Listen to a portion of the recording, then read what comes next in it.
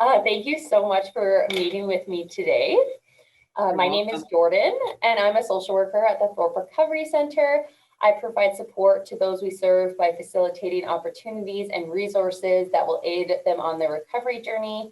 The Thorpe Recovery Center is an accredited nonprofit treatment center for those with substance use disorders. And today with us, we have Michelle Hamilton, and she is a registered psychologist in private practice in Lloydminster, and Michelle's practice is called Beyond Balance.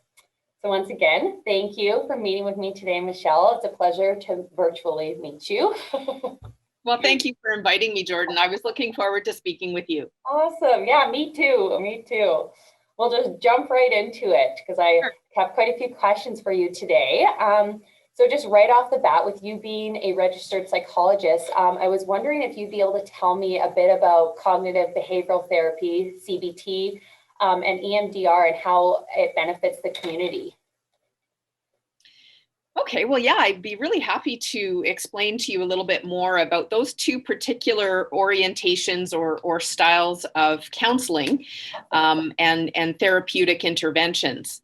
As you stated in the introduction, I'm a psychologist in private practice. So in my company, I offer individual therapy largely to adults, some teens and some children. And I also have two associates that work with me in my practice now. One is Dionza French and one is Chandra Ford. So I just wanted to make sure to kind of lay that out first. Yeah, for sure. Some of what we are trained in that give us options in terms of different ways of working with people who come to see us for help. Are those two particular orientations or skills areas. CBT, that stands for Cognitive Behavioural Therapy.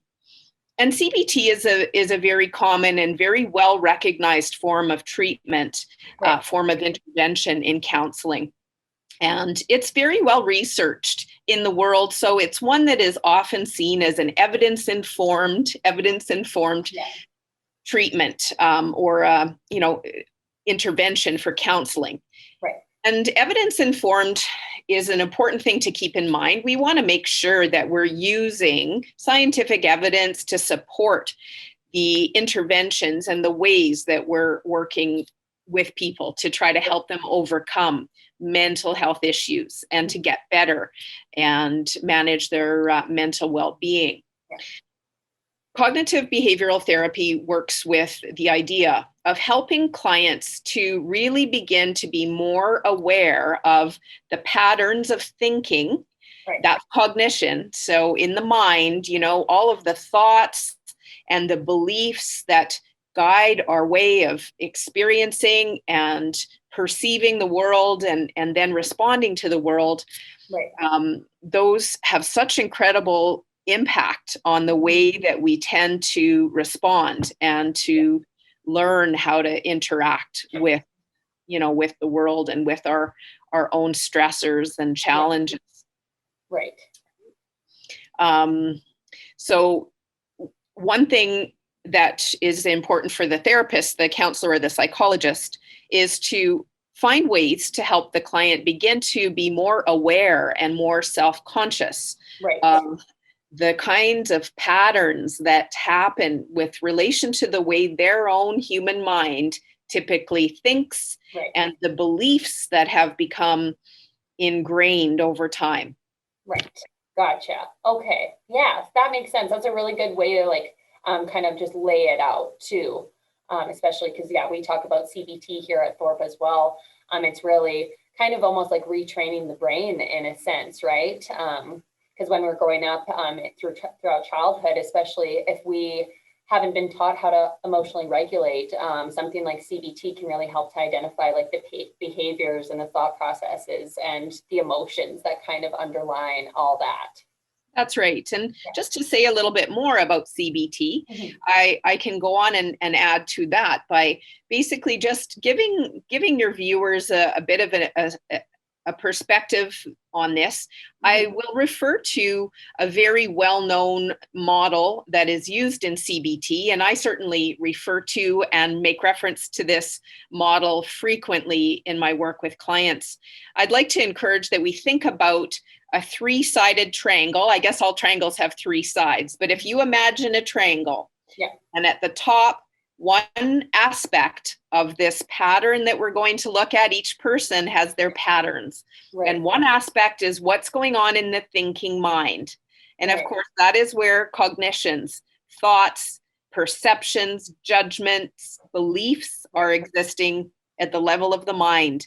Right. And then another very important related aspect of anyone's patterns is going to be emotions, the feelings that will be generated. If somebody has a situation in front of them and it seems like a challenge to them or something that might be difficult, and if the first thing they think is, oh, I'll never be able to do this, that's an example of an automatic negative belief. And it might create a feeling of like fear or anxiety or dread. Right. And from there, the other side of the triangle is the really important side of behavior. So that thought and the feeling that comes with it will drive a behavior, which for many people, examples of behavior patterns that are problematic might be avoidance behaviors. Right. The things they learn to not do or to avoid because of either, the fear. Fear is a large driver for behaviors and for avoidance behaviors. Yeah, and certainly when people end up in treatment for an addiction, they probably have such a very deeply ingrained sequence of negative patterns of automatic beliefs and probably a lot of emotional reactions related to either fear or shame, right? Or hurt. Yeah, and then their behaviors, which certainly can include the habits that we all get into, where we learn to use, whether it's a substance or a behavior or other ways of avoiding things to try to help protect ourselves. Exactly. Yeah, it's a historically developed coping mechanism, right? Especially from such a young age, we historically revert to back to what has helped us before. So then we're continuing to seek out what has kind of helped us in a sense, right? And trying to manage those emotions or even kind of just like numb them altogether. That's right. Yeah. Right. Yeah. And like all things with humans, we're all so very naturally prone to the brain adapting by creating neural pathways, right? Which in the case of addictions, bad habits, and all the other typical habitual responses we develop, the brain is so easily going to find comfort in a typical way of operating, and it becomes very difficult to get out sometimes of these negative spirals and these negative pathways. For sure. Yeah, especially if that's something that's been going on in our lives for years, right? From childhood to adolescent to teenagehood, early adulthood, right? Like it's kind of, ingrained in us for sure. Yeah. Yeah. So when you're working with a psychologist or a therapist, the component related to self-awareness around recognizing, identifying, and challenging those beliefs and learning to manage the emotions that are often related. Right. And in particular, to learn how to create new behaviors. And this is a very important component, especially for people in recovery. Well, all people, whether we're recovering from depression or addiction, we have to really draw on and stay focused on the importance of our new behaviors that we create that are about creating a new sequence, a new pattern that is meant to help override or replace these negative pathways over here. Exactly. Yeah. And then that's kind of why it's so important for people to practice those behaviors too, right? Because it's not something that can just change overnight sometimes, something that takes work and you have to keep on working through it too. Yes, exactly. I'm so glad you said that word practice. Yeah. Because Jordan, you're so right. it is crucial that people be motivated enough to realize that they will have to continue to practice changing and staying with the things they know help them feel better, do better, manage their stress, right? Yeah, exactly. Staying from alcohol or drugs if that's part of what they're doing in recovery. You know, staying on top of our self-care, exercising. Yes, I was just going to say that too. Yeah, it's just like self-care. It's something that you have to continuously practice, right? It's not something you do one week and then you're like, okay, my self-care is taken care of for the whole year. It's that's like, right. No, it doesn't work like that. That's right. So hopefully when people either enter into treatment, like in a treatment center, or enter into therapy in counseling with a psychologist, they are realizing that what they get in this, you know, in the service is just the beginning of the seeds that must be planted. But for things to really lead to long-lasting change, the change has to be maintained by the motivation and the commitment to practice. 100%. Of that individual. Exactly. Yeah. I really like that example you use of like planting the seed, because so often in these areas of work that we work in, we typically don't really get to see the seed grow, right? Because that's something that takes time, and that's something that the individual has to work on, like on themselves, but also with the aid from like a psychologist, the therapist. But typically we just see the seed get planted, and then we just hope that it grows eventually. That's exactly right. Yes. Yeah, for sure. And so along with the CBT, can you chat a little bit about what EMDR is and how that can be so beneficial for someone's overall mental wellness as well? Yes, I am very excited to tell you a little bit more about EMDR. I get very, very excited when I talk about EMDR. Now, let me just explain it in general terms before I define it with the acronym. EMDR is a well-respected, evidence-informed treatment for trauma-related disorders. So, in particular, the evidence-informed studies that have shown EMDR to be very effective have been done largely on people who meet the criteria for post-traumatic stress disorder. Right. So, although that is true that the evidence and the development of this treatment was for folks with PTSD, EMDR is an amazingly helpful therapeutic intervention for many people who are impacted and have been impacted by something that happened in the past. And that they recognize that since that time, I have been different. I've never been the same since that happened, and so on. So it is a really beneficial, structured form of therapy that is, for many people, quite effective to help reprocess and desensitize the impact of a traumatic event from the past. Right.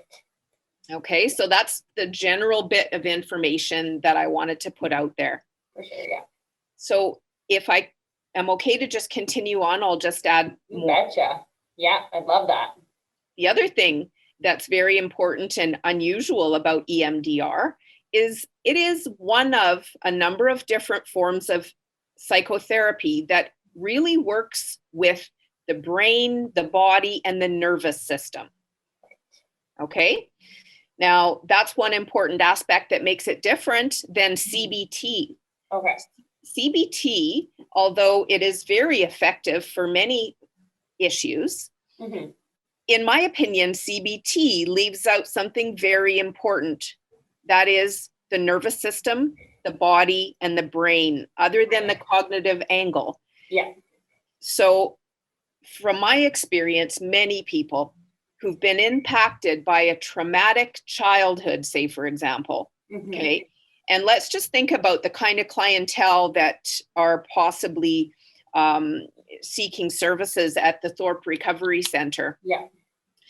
Many people, in fact, I would wager a bet, although I don't bet, but let's just say I would guess that the large majority of people who end up in treatment for substance substance abuse disorder, substance dependence disorder, have at the roots of their troubles trauma. Yeah.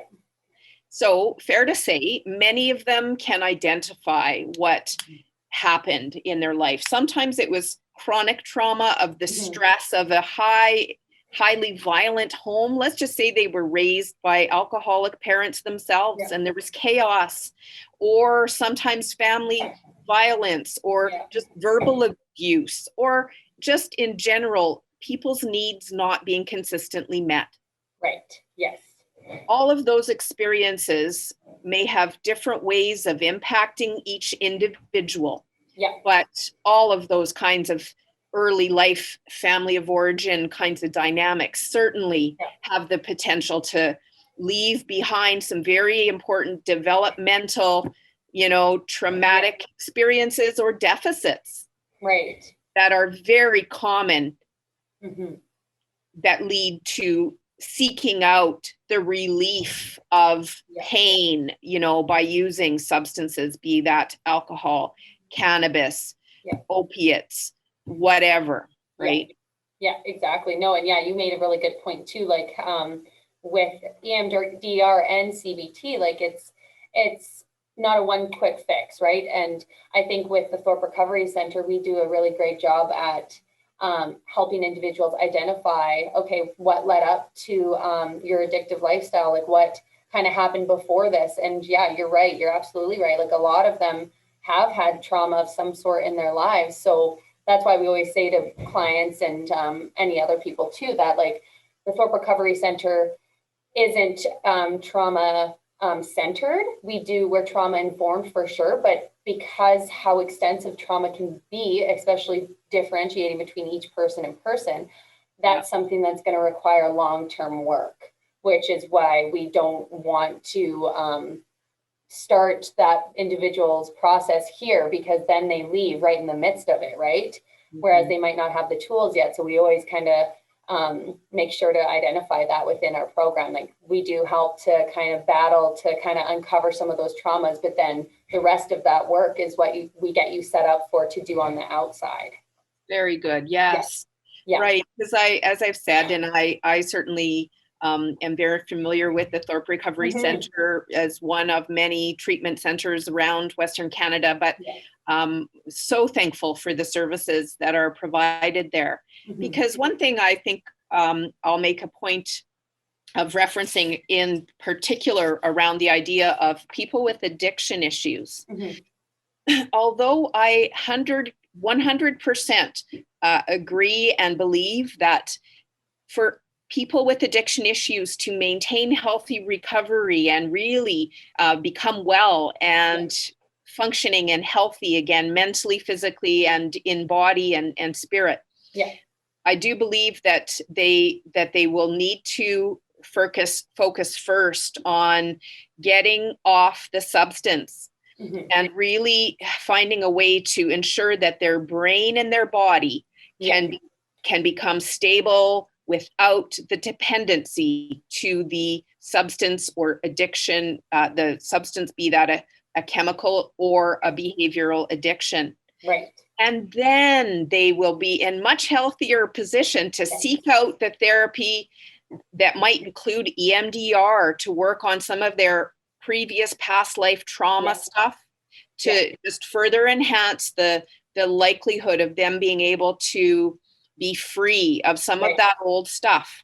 Exactly. Yeah. No, that's exactly right. And I think too, just to kind of piggyback on that a little bit, that when clients are here, like they, like how I said, like we kind of support them in identifying those traumas and what have you. But if they haven't really let themselves feel those emotions that have been suppressed or repressed for so long, it's hard to learn how to properly identify them, especially when in active addiction, when really your emotions, you either have none because they're completely numbed, right? Or it's escalated because of the euphoria and the drug use and the dopamine in the brain and all that, right? So I think you made an awesome point there. Yeah.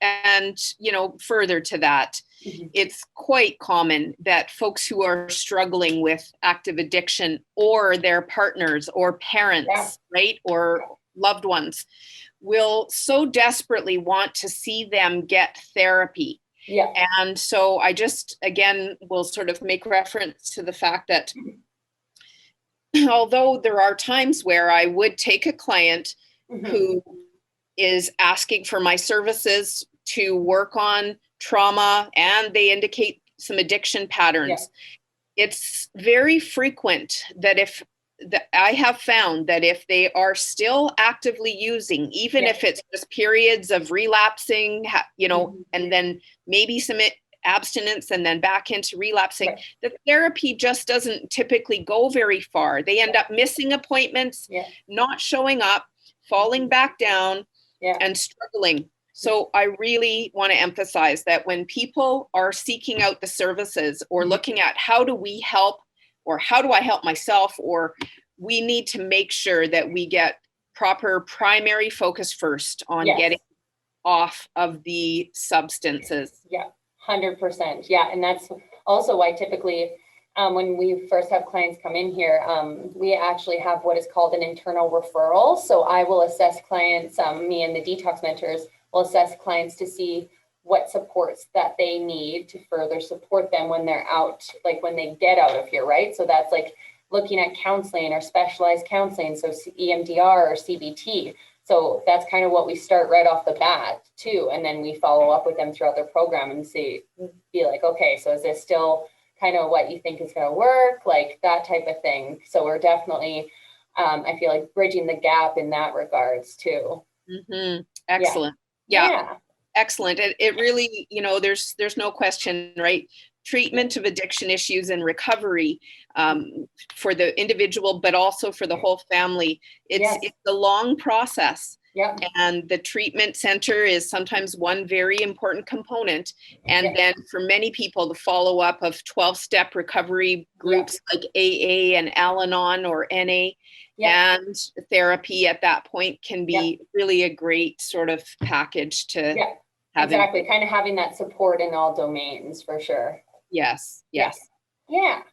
And so I know like with COVID and everything, it's been a wild year and a bit now, because I guess we just passed the 1-year mark since we've had COVID in our lives. But I just wanted to ask you, Michelle, have you seen an increase in end users, like people who are accessing your services? Have you seen a decrease since COVID, or how has that looked for you guys there? It's certainly been a very busy year since then, but truthfully, I've been quite busy in my practice consistently over time, over the past few years. I don't know that I would say I've seen an increase. I certainly have not seen a decrease. Okay. As I've said, I am fully booked with usually a waiting list, and my associates are likewise quite fully getting fuller as they develop. So there is no shortage of people seeking out services. That's for sure. Yeah, that's good. I'm really happy to hear that, because it really could go one or two ways right now, right? Like with a lot of the services being over Zoom or being over phone, and some people may not like that, but then also with the increase in isolation as well, because we believe here at Thorpe that the opposite of addiction is connection. And so I was interested to see if you guys did have a huge like upsurge of clients who are wanting to come in and see you guys, given everything that's been going on in the last year and a bit now. Well, as I said, there are lots of people reaching out for help, so that's been great.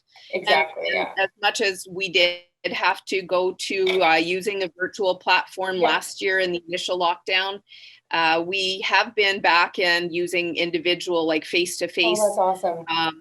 sessions in most cases, although certainly we still are using virtual or telehealth options for some clients when it's suggested or mandated, or they're quarantined, or for other reasons of convenience. It's actually been great. That's one good thing that's come of the pandemic, is that I do think many people have learned how to and have gotten more comfortable with using technology for counseling, and it works amazingly well. Yeah, no, for sure. And it kind of eliminates that, maybe that fear or that anxiety when it comes to, I have to go and meet someone brand new again, right? Where where it might be like, okay, I'm meeting them over Zoom. Like it's not going to be as intense as I had thought it would be, right? Because that can definitely be in the back of someone's mind for sure. Yeah. For many people, that did make it easier to come in. So yeah, exactly. It will continue to be an option as needed. Yeah, exactly. That's what I was just going to say. I think this is something that we'll see going forward for as long as it might be, honestly. Like it just will probably be something that's integrated into the services that we provide to clients. Yeah. I definitely believe it will be now. Yeah, exactly. And so I know that we've talked about CBT, EMDR, and kind of a bit of the work that you do. So you work with pretty much all populations, like youth, teens, adults, that sort of thing. But are there any other services that you guys offer? Like, because I honestly don't know a whole bunch about Beyond Balance. So I'd love to kind of get you to fill me in a little bit more on that. Well, as I said, Beyond Balance has, for many years, was just me operating in my private practice doing therapy. Also, I do workshops and speaking events on the topic of work-related stress and trauma and compassion fatigue. Oh, wow. So that's a whole other interview, Jordan. Which yes, I know. I was like, I had all these questions. I'm like, okay, wait. That would be a really good topic also. Yes, no kidding. But anyways, but back to currently with Beyond Balance, it is myself and my two associates. Yeah. And largely running individual therapy programs and doing consultation in the community, information services as needed. We all enjoy opportunity to, speak to the media or share our knowledge and expertise. We really try hard to network with other professionals in the community. Right now, there's lots of great ways that I know, for myself anyway, I've worked hard to develop and maintain connections with lots of individuals and agencies and different groups in this community. I've worked in the Lloydminster area now for about 27 years. Okay, yeah.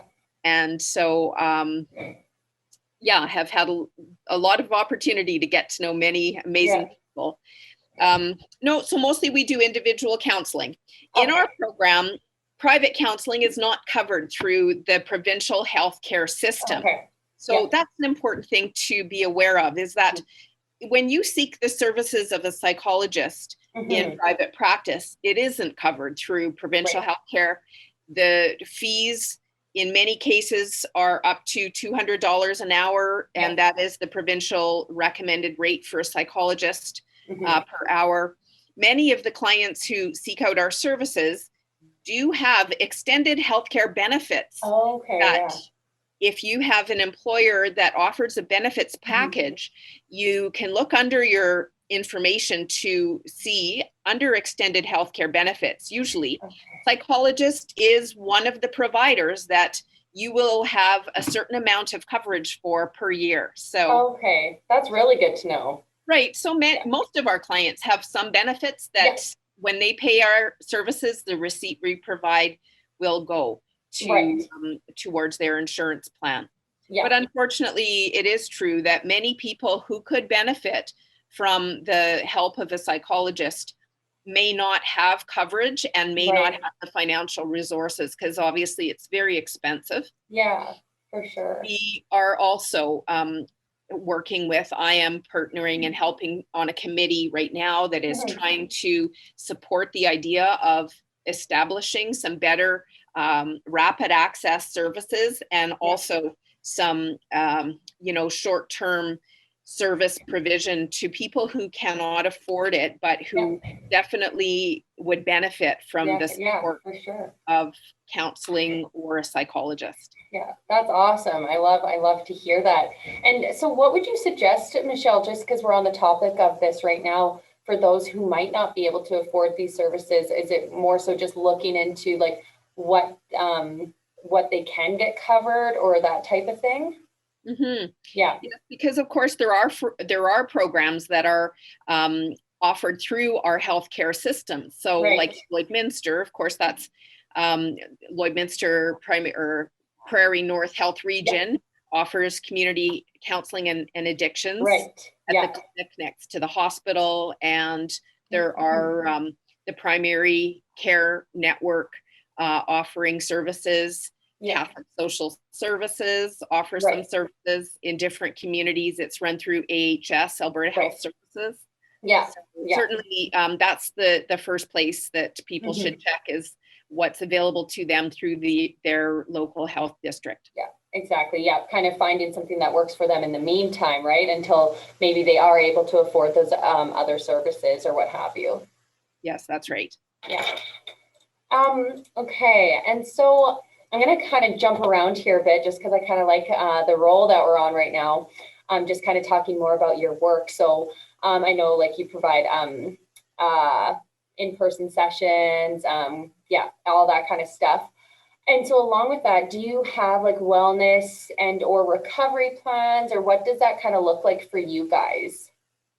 Well, not specifically, although certainly every person who comes in, we start our communications with clients who are inquiring by asking the question, what are you hoping to get help with? Yeah. So I really am thankful to be in a position in private practice that each individual person who comes in, we do develop a treatment plan that is specific to what they identify as the primary focus of what they want the outcome to be. Yeah. And so many people, each person, there's different treatment goal areas and different ways of setting up supports and wellness plans, self-care plans, accountability plans, and as I said before, lots of different behavior goals. For sure. Yeah. So it kind of differs obviously person to person, because obviously not everybody is the same. So one's treatment or wellness plan is going to look different to someone else's. Exactly. Yeah. Yeah, for sure. Yeah. And so along with all the information, I want to be able to share this with everybody too, the work that you and your associates are doing. So how can somebody access the information that you have provided so far, or the services that you provide? Okay, well, for one thing, I would encourage anyone who's interested to just start by looking at our website. Okay. So the website is actually, it's not even www, skip that. The website is beyond-balance.com. Okay, perfect. And the phone number is there. I would recommend that if people are really interested in seeking out our services, that they make a phone call and leave a voicemail. The phone number is 780-808-1593. Perfect. Yeah, and this is all information that we'll be able to include in this interview as well. So it's just as easy as someone to click the link and go check your guys' website out. So I just wanted to make sure that we've got that in here too, for sure. Yeah, because there is information, a little bit more information and some links to some other websites about EMDR. Awesome. I realized, Jordan, that I forgot to explain the acronym for EMDR. Okay, yeah. So even though I will now. Yes, no, for sure, yeah. Into talking about the whole thing. It's a rather complicated therapy to explain in a short version. Yes, for sure. We are very much a brain and information processing focused approach. EM stands for eye movements. Okay. D stands for desensitization. So where a memory goes from highly disturbing to less and less disturbing. Right. And R stands for reprocessing, where there is real significant change in the way that the memory is linked up and stored in the memory network of the brain. Right. Yeah, exactly. Because there's different channels in the brain too that store like long-term information, short-term information, and all that kind of stuff. Yeah. Yeah, that's right. And we use bilateral stimulation as one. Eye movement is one form of bilateral stimulation. Sometimes we use tappers, little vibrating pods that you hold in your hands, or headsets, where we're trying to activate the left and right hemisphere.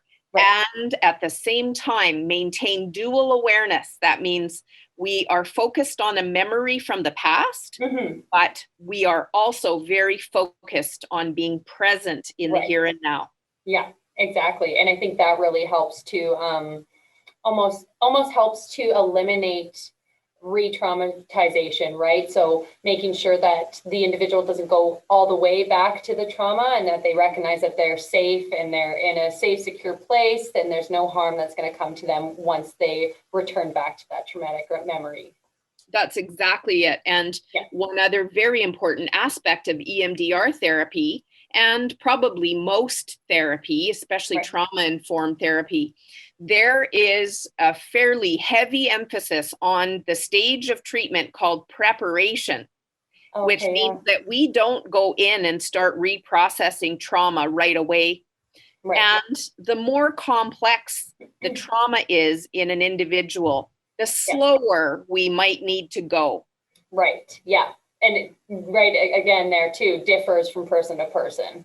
It does differ. And so there's a lot of training that is part of becoming a EMDR therapist, because obviously EMDR is something that is only provided by EMDR therapists who have at least a master's degree in human services, and then very standardized training. And in my case, I'm also a certified EMDR therapist. So that just means I've had quite a lot of extensive additional training and supervision over the years. Yeah, for sure. So it's not, exactly. Like that's a really good point to bring up, that not anybody can do EMDR, right? It's very specialized. It requires a lot of training to go into it. Yeah, exactly.